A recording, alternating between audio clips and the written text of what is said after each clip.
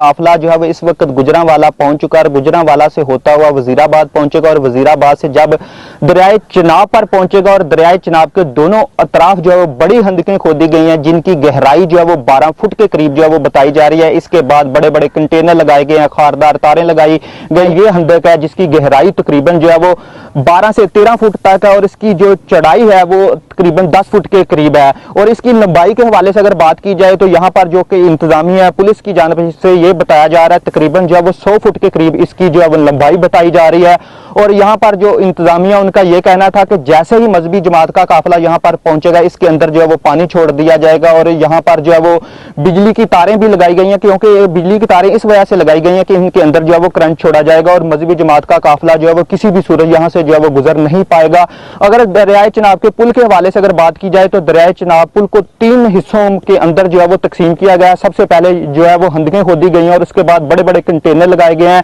और truck driver जो है वो उनको यहाँ पर जो है वो लाया गया और ट्रक बड़े बड़े खड़े करके जो है वो दरियाए चिनाब को मुकम्मल तौर पर जो है वो बंद किया गया है। यहाँ पर पुलिस के हवाले से अगर बात की जाए तो पुलिस का ये कहना है कि यहाँ पर आने वाला मजहबी जमात का काफिला जो लाहौर से आ रहा है वो किसी भी सूरत यहाँ से जो है वो गुजर नहीं पाएगा, जबकि हुकूमत पाकिस्तान की तरफ से भी गुज़िश्ता रात जो बड़े बड़े दावे किए थे। उनका ये कहना था कि मजहबी जमात का जो काफिला है वो दरियाए झेलम के बाद अगर बात की जाए और दरियाए चिनाब के हवाले से अगर बात की जाए तो दरियाए चिनाब ही जो है वो नहीं क्रॉस कर पाएगा तो दरियाए झेलम कैसे पहुंचेगा। यानी कि यहाँ पर जो है वो काफिले का बड़ा पड़ाव होगा और दरियाए चिनाब का जो हिस्सा है, जो दरियाए चिनाब का इलाका है, वो मजहबी जमात का काफिला किसी भी सूरत जो है वो क्रॉस नहीं कर पाएगा। आपको यहाँ पर जो कि आप देख रहे हैं ये हंदक के अंदर बिजली की तारें नजर आ रही हैं जो कि करंट